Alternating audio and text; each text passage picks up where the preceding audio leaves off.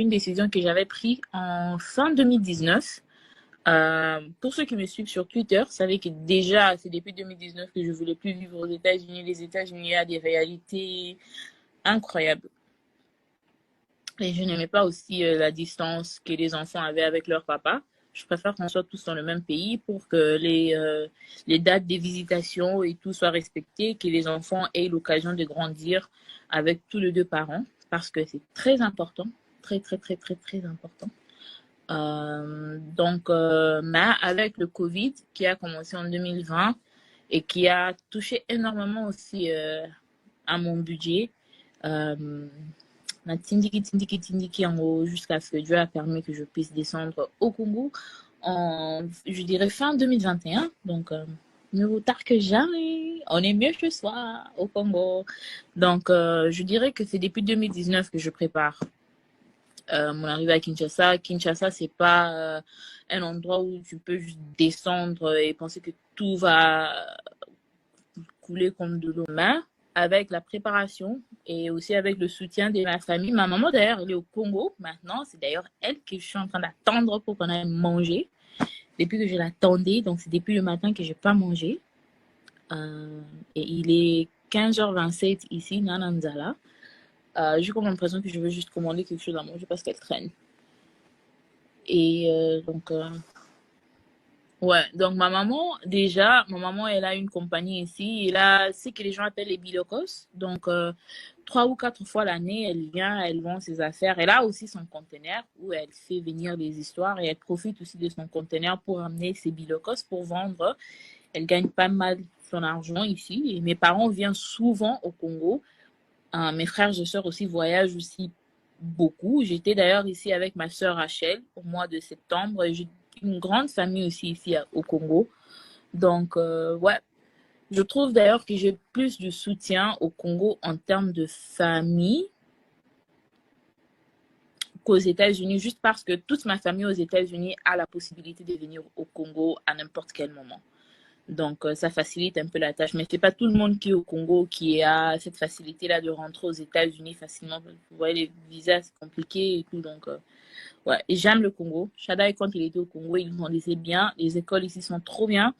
Il y a beaucoup de valeurs au Congo que j'aimerais que mes enfants grandissent avec. La culture. Donc, en gros, je dirais que la seule chose que les États-Unis dépassent le Congo, c'est juste en termes de sites touristiques, des choses à faire aux États-Unis sont largement ébellées qu'ici au Congo. Mais comme je dis, nous, on a quand même cette grâce-là de facilement bouger, de facilement voyager. Donc, je trouve que le Congo, c'est meilleur, surtout pour la situation dans laquelle je me retrouve. J'ai mes enfants, mais je suis divorcée. Ils doivent aussi avoir leur papa dans leur vie. Leur papa, il est basé, il travaille au Congo. Donc, c'est plus facile pour nous tous que toute la famille soit au Congo. Que les enfants soient heureux de leur côté avec papa et puis avec maman aussi, qu'ils soient heureux.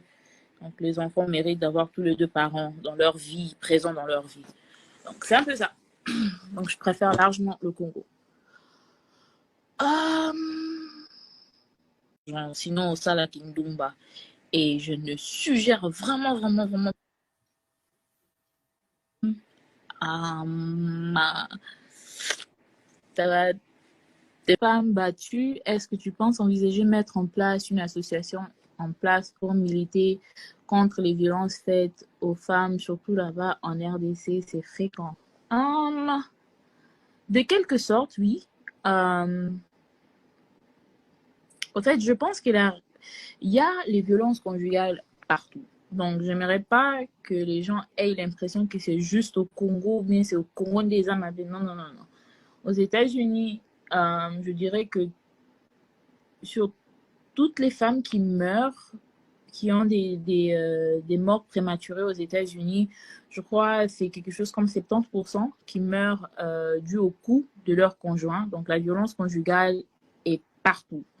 Mais ce que j'ai constaté que je pourrais faire peut-être à mon niveau pour essayer de combattre ces fléaux au Congo, c'est de trouver un moyen de donner à la femme congolaise l'autonomie financière. Parce qu'il y a beaucoup de femmes qui restent dans des mariages ou bien dans des relations pas bien, juste parce qu'elles n'ont pas d'autre option. Donc, elle a peut-être des enfants et elle ne sait pas si elle quitte le mariage ou on l'a pas.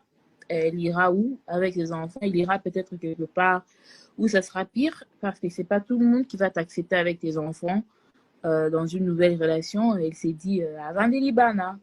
Et on ne sait pas juger des femmes comme ça parce que tu ne seras pas là à nourrir ses enfants, tu ne seras pas là à payer les Minerva de ses enfants.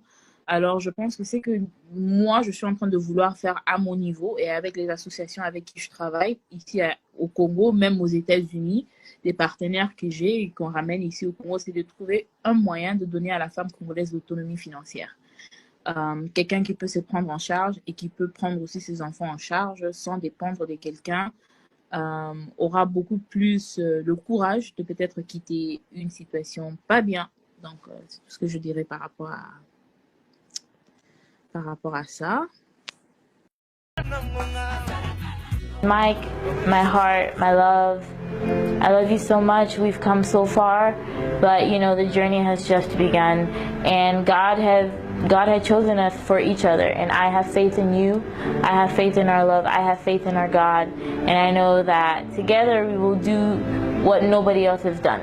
We will set new records. We will make people want to be like us. You are everything that I could ever want in a husband. You are a wonderful man of God. You are my best friend. You're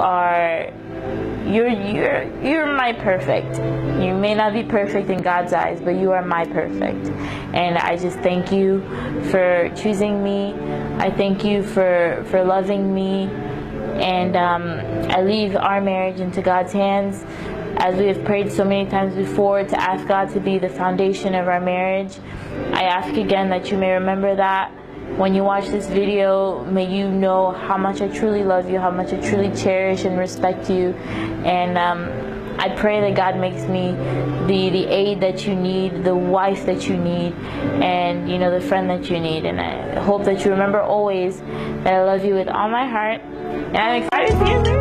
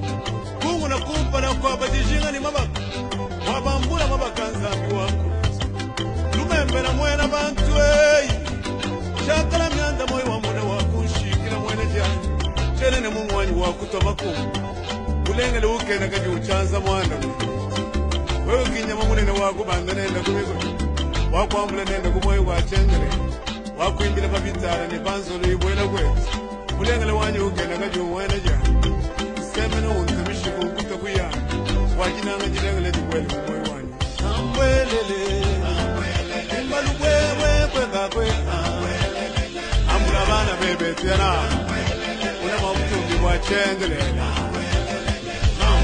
imba tatene wamikakwe tatene wamika ukankutu wasombera mungwebwe ukankutu wasombera kumuku ukankatu walonda lupepela bwana ukankutu wajana mashanyama ukankumulangala unjishula lelo kuli mwikala muluma yesu wamungalelo weki wakambula iselele pama papo heyi kusabuka nende pongu wa mukuse mwene jani ukankumulangala undingimbe utulibinjile lelo wakula kutuambula watotu mwelelende mubutumi wachendele wakabanda mujuluka ishile nimteke mukanku wanji kelele muma wanyi wakutenda tatu wakwimila nene bachimumu wa mashikene pakaswabanga wakwimila nene libo jadi sankei wakwenye nende kumoyi wajine jachendele yijabukola jagamwela mumoye kelele muma wanyi wakuleche kubantu mulima mwipo wakutenda kubantu tambwa kwetu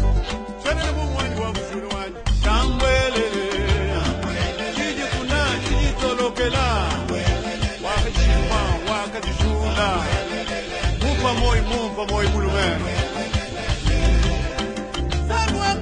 Il a témoigné toute ma gratitude à travers cette partie de mon histoire avec toi.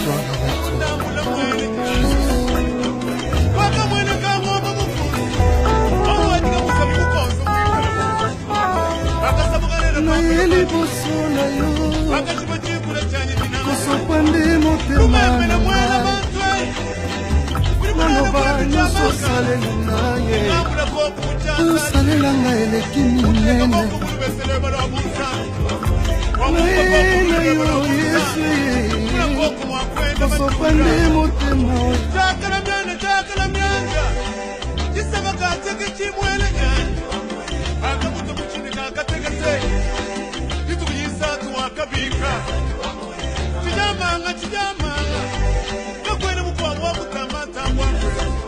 Kambye nguto mutumba kulisekalwa yimushule gituku jalero jinanga jange mate mukyalo mwene gye nobwene mugwabwa gutamba ntambwe wako